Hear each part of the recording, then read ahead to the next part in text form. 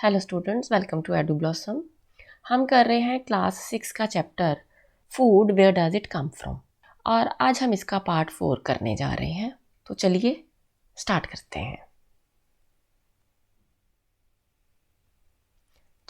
करते हैं। मिनरल्स से। मिनरल्स क्या होते हैं? Minerals are the nutrients which are required by our body in small amounts for proper growth and maintenance of our body. बहुत सारे मिनरल्स जो हैं वो हमारी बॉडी में रिक्वायर्ड होते हैं, जिसमें से कि कुछ आ जाएंगे जैसे कि sodium, potassium, iron, magnesium, calcium, manganese, copper, iodine, phosphorus etcetera. कुछ जो मेन मिनरल्स हैं, अब हम देखते हैं उनके क्या सोर्सेज हैं और उनका क्या रोल होता है हमारी बॉडी के अंदर। पहले बात करते हैं कैल्शियम की। What are the sources of calcium? Calcium can be obtained from milk and milk products, similarly from a lot of green leafy vegetables. Function क्या है कैल्शियम का? It is required for the healthy bones and teeth. और अगर हमें calcium appropriate amount में नहीं मिलेगा, इसकी डेफिशिएंसी होगी, तो क्या होगा? बोन्स जो हैं वो वीक एंड फ्रेजाइल हो जाएंगी। इसी तरह से टूथ डिके शुरू हो जाएगा, दांत खराब होने शुरू हो जाएंगे, मस्कुलर क्रैम्प्स शुरू हो जाएंगे, उसमें क्या है, लेग मसल्स में पेन होनी शुरू हो जाएगी। तो इस तरह के सिम्टम्स जो है वो अपीयर होने शुरू हो जाएंगे, क्योंकि जो कैल्शियम है वो बोन एंड टीथ हेल्थ के लिए बहुत ज़रूरी होता है। इसलिए जो प्रेग्नेंट एंड लैक्टेटिंग मदर्स हैं उनके लिए तो फिर कैल्शियम और भी ज़्यादा ज़रूरी है, क्योंकि उनकी अपनी बॉडी के लिए भी और उनकी बच्चों की बॉडी के लिए भी कैल्शियम जो है वो इम्पॉर्टेंट रोल प्ले करता है। It means pregnant and lactating mothers को कैल्शियम का इंटेक और भी ज़्यादा करना चाहिए।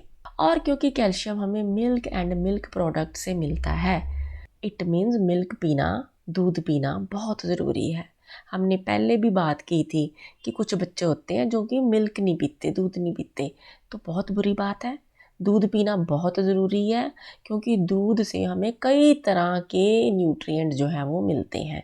जैसे अभी हमने यहाँ पे बात की है ना कि कैल्शियम जो है वो मिलता है दूध से, इसी तरह से वाइटामिन्स भी तो मिल रहे हैं हमें मिल्क से, फैट्स भी मिल रही है, कार्ब्स भी मिल रहे हैं। तो देखा जाए तो मिल्क एक बहुत अच्छा फूड होता है, एक बड़ी अच्छी डाइट होती है, इसलिए सब बच्चों को मिल्क पीना चाहिए। और क्योंकि जो कैल्शियम है उससे हमारे बोन्स और टीथ हेल्दी होते हैं, इसलिए हमारी लाइफ का वो फेज़ जिसमें कि ग्रोथ चलती है, यानी कि बच्चों में जिनमें कि ग्रोथ हो रही है उनके अंदर तो फिर कैल्शियम और भी ज़्यादा इम्पॉर्टेंट है, क्योंकि बोन्स जो हैं उनकी ग्रोथ होनी है, लंबी होनी है बोन्स, ठीक है ना। इसलिए कैल्शियम बहुत इंपॉर्टेंट है। कैल्शियम हमें मिल्क से मिलता है, तो फिर दूध पीना चाहिए। साथ ही ग्रीन लीफी वेजिटेबल्स भी खाने चाहिए। कुछ ग्रीन लीफी वेजिटेबल्स होते हैं जिनको आप सब्ज़ी की फॉर्म में पका कर खाते हो, लेकिन कुछ होते हैं जिनको हम एज अ सैलड जो है ना वो भी कंज्यूम कर सकते हैं। तो किसी फॉर्म में खाओ, लेकिन ग्रीन लीफी वेजिटेबल्स जो हैं उनको अपनी डाइट में ज़रूर इंक्लूड करना चाहिए। Next mineral is phosphorus. Phosphorus भी कहाँ से मिलता है? मिल्क से मिलता है। अब देखो दोबारा मिल्क आ गया यहाँ पर। इसी तरह से ही सीरियल्स में से, जैसे कि वीट है या राइस है या मिलेट्स हैं, इसी तरह से पल्सेस से हमें फास्फोरस मिलता है।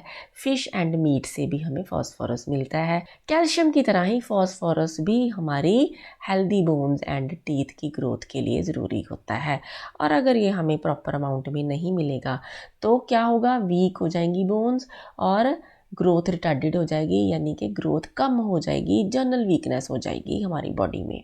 इसलिए फास्फोरस जो है वो भी हमें प्रॉपर अमाउंट में चाहिए।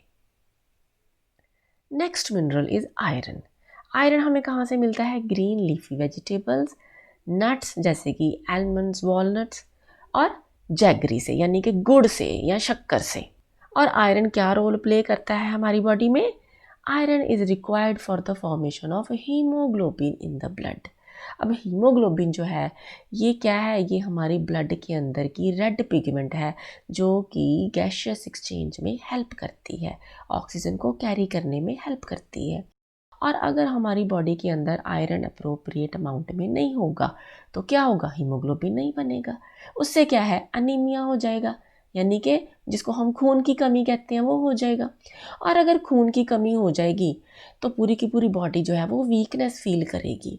इसी तरह से सांस लेने में मुश्किल आनी शुरू हो जाएगी, क्योंकि जो ऑक्सीजन को कैरी करती है वो तो हीमोग्लोबिन ही करती है ना।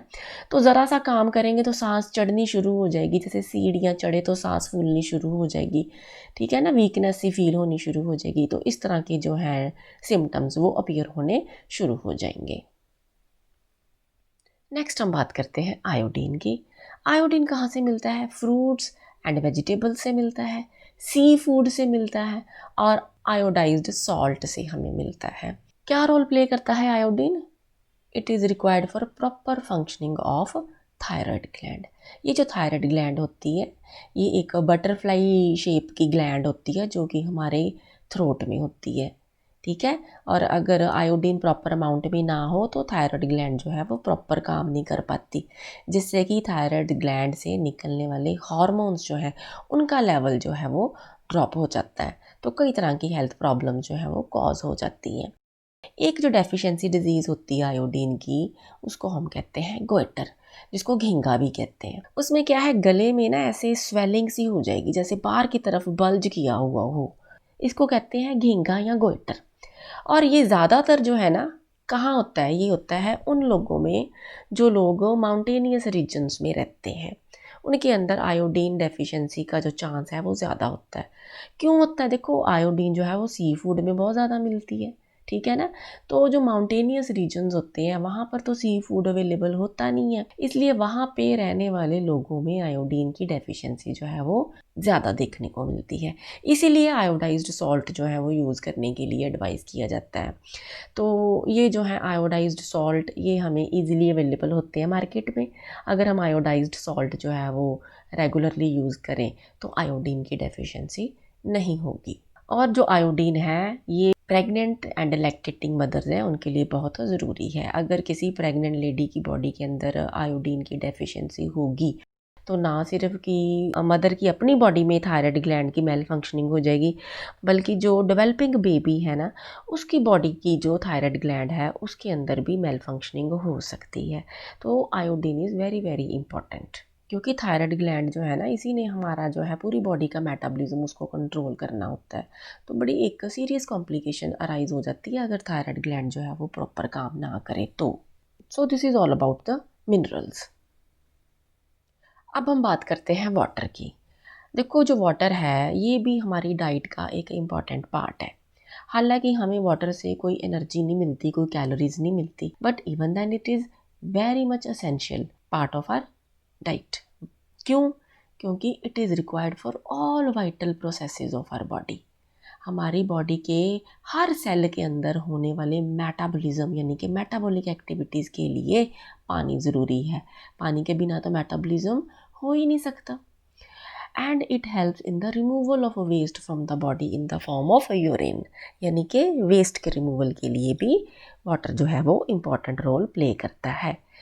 It is essential component of our blood also, हमारे ब्लड के अंदर भी पानी होता है। इसी तरह से it helps in maintaining a uniform body temperature by distributing the body heat, यानी कि हमारी पूरी बॉडी के अंदर हीट को यूनिफॉर्मली डिस्ट्रीब्यूट करने के लिए भी पानी जो है वो इम्पोर्टेंट रोल प्ले करता है, ताकि हमारी सारी बॉडी का जो टेम्परेचर है वो यूनिफॉर्मली मेंटेन्ड हो।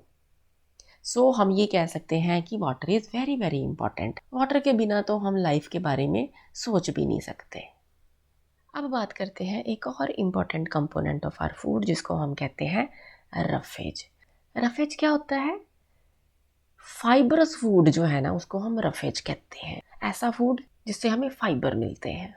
ग्रीन वेजिटेबल्स, होल ग्रेन्स यानी कि जो साबुत ग्रेन्स होते हैं या fruits contain a large amount of cellulose which can not be digested by our body. हमारी बॉडी जो है वो सेलुलोज को डाइजेस्ट तो नहीं कर सकती, लेकिन ये जो सेलुलोज है ये हमें डाइटरी फाइबर्स प्रोवाइड करती है जो कि रफेज कॉन्स्टिट्यूट करते हैं। और ये जो रफेज है ये हमारी हेल्दी गट के लिए ज़रूरी होता है। क्यों? क्योंकि it help in the bowel movement and prevents constipation, यानी कि कब्ज को रोकता है और बाउल मूवमेंट जो हमारी गट की बाउल मूवमेंट्स हैं उनको हेल्प करता है।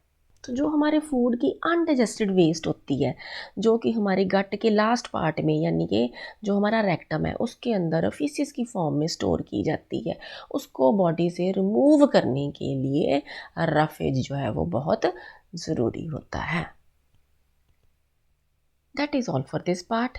अब नेक्स्ट पार्ट में हम करेंगे discussion about the balanced diet. That's all for today. Thank you so much.